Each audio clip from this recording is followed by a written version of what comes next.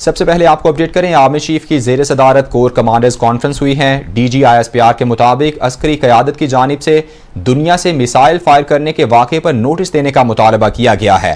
Conference के शुरका ने कहा कि भारत के हादिसाती करार दिए गए वाक़े से बड़ी तबाही हो सकती थी। भारत के मिसाइल फायर करने के वाक़े पर तशवीश का इजहार किया गया।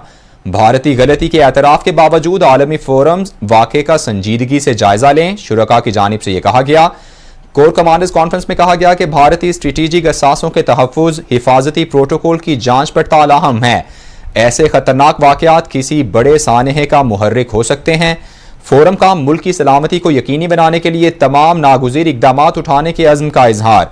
कॉन्फ्रेंस में आलमी और इलाकाई सूरत हाल का जायजा लिया गया। कॉन्फ्रेंस में इलाकाई तब्दीलियों और मुल्क की अंदरूनी सिक्योरिटी सूरत हाल पर ब्रीफिंग दी गई।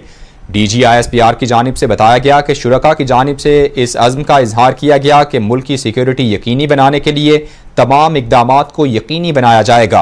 OIC इजलास 23 मार्च की परेड के लिए सिक्योरिटी यकीनी बनाई जाए, आर्मी चीफ की जानिब से हिदायत की गई। आर्मी चीफ ने दहशतगर्दी के खिलाफ जारी कामयाब ऑपरेशन को सराहा। ISPR के मुताबिक आर्मी चीफ ने फॉर्मेशंस की ऑपरेशनल तैयारियों की भी तारीफ की।